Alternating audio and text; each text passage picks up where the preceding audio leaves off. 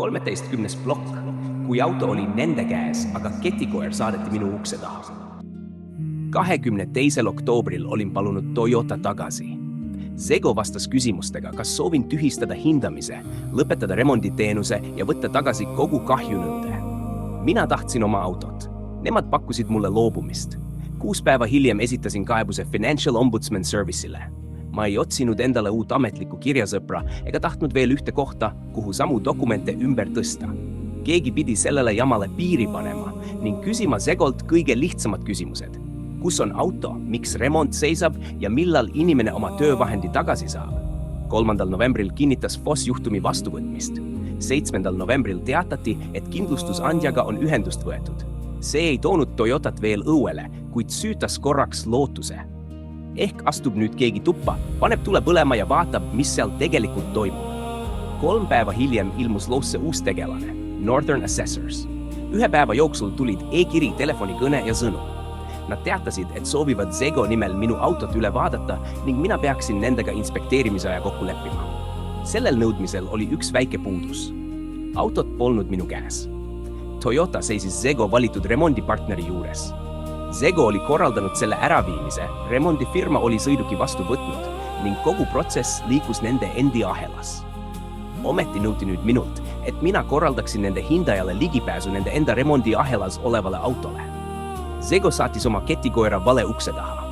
Ta haukus minu telefonis ja postkastis, samal ajal kui otsitav seisis teises hoovis Zego enda keti otsas. Northern Assessors oli mulle tundmatu firma. Mul puudus nendega leping. Mina polnud neid palganud ega tellinud neilt sõltumatut hinnangut. Nad tegutsesid Zego ülesandel. Vanarahvas ütles, kes maksab, tellib muusika. Mina ei pidanud Zego tellitud hindajat enda sõltumatuks silmapaariks. Seepärast ei hakanud ma Northern Assessorsiga eraldi menetlust ehitama. Edastasin saadud teabe FOSile ja palusin juhiseid.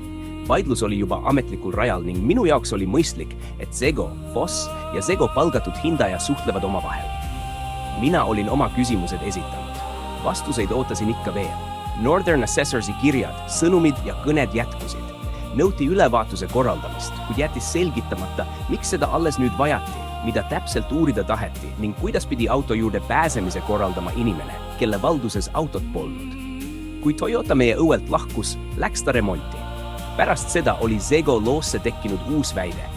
Nagu oleks autole tagant otsa sõitnud teine sõiduk või tabanud seda mingi muu objekt. Minul puudus samal ajal võimalus Toyota seisukorda vaadata. Ma ei teadnud, mida oli töökojas lahti võetud, mida liigutatud ega millises seisus auto tegelikult seisis. Kui sinu vara viiakse ühe põhjendusega ära ja eemal olles sünnib selle ümber uus kahjustuste lugu, hakkad paratamatult küsima, kus see lugu sündis, kas auto küljes või kellegi laua taga. Vastust pidi andma see, kelle käes olid auto, töökoda ja hindajad. Selle asemel küsiti minult inspekteerimise aega. 19. novembril saatis Zego järjekordse final responsi. Seekord tänati mind 20. oktoobril esitatud kaebuse eest. Sellist minu kaebust kronoloogias pole. 20. oktoobril kirjutas Zego insener mulle 2 claimi ja 2 omavastutuse loo. Mina polnud sel päeval Zegole kaebust saatnud. Zego oli pannud minu nimele 20. oktoobri kaebuse, mida mina polnud neile sel päeval saatnud ja nüüd vastas sellele. See polnud enam üks juhuslikult valesse lahtrisse sattunud number. Paberil oli loodud sündmus, mida päriselus ei olnud toimunud. Nüüd kirjutas süsteem minu eest valmis isegi kirja, mida mina polnud kirjutanud.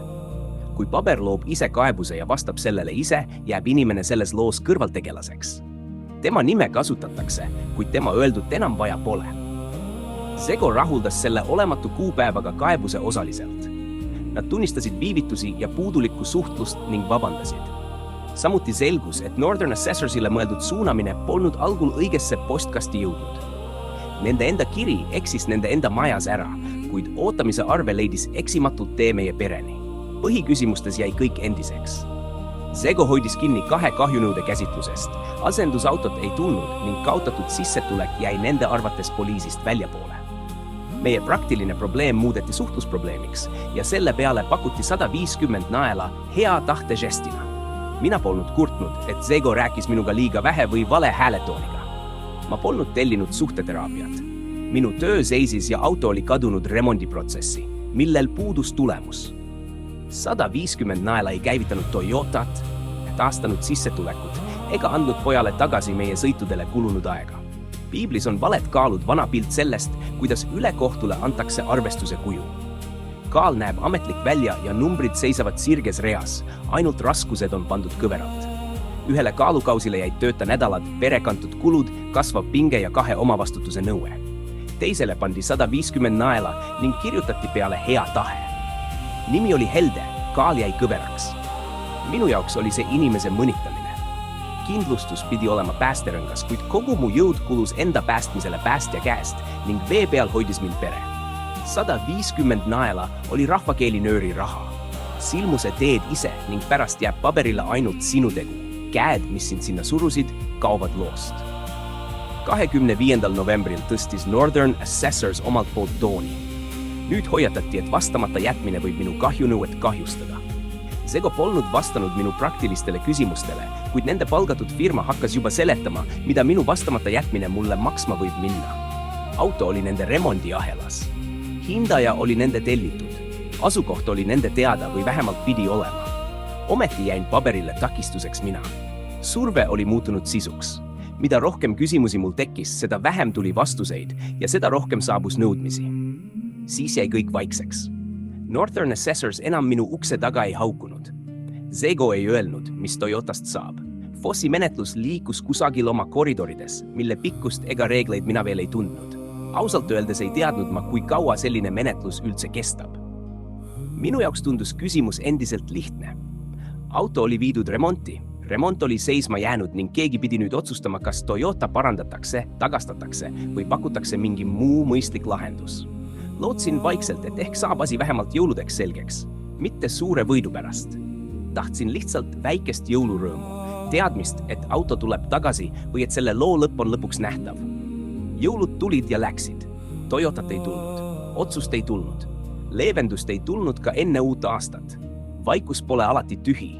Kui selle kõrval jääb paberile elama vale lugu, nagu oleksid sina ise asja takistanud, muutub vaikus raskuseks. See oli nagu kivi kaela ümber, mille keegi oleks võinud ühe ausa vastuse või selge otsusega ära võtta. Aga keegi ei võtnud. Uude aastasse läksime sama teadmisega, millega vana lõppes. Toyota oli endiselt nende käes.